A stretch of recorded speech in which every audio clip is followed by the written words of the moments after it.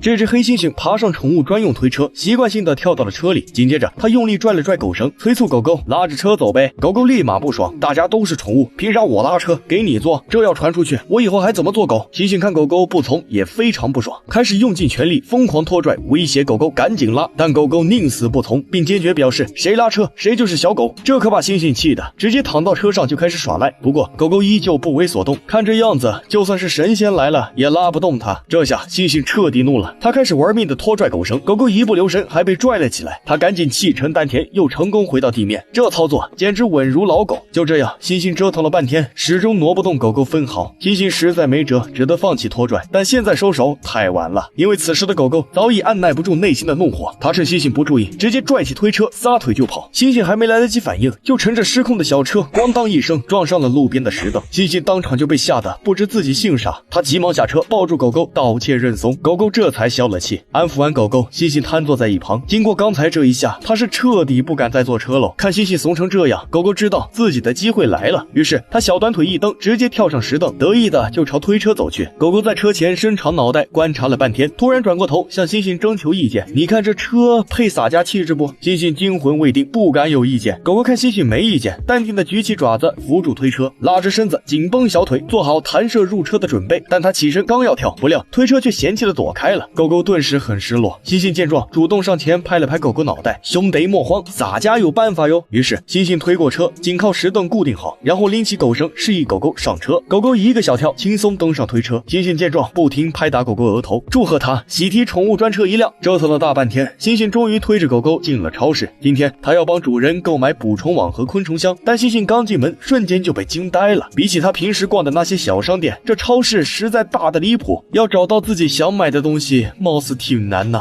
猩猩頓時就覺得好迷茫。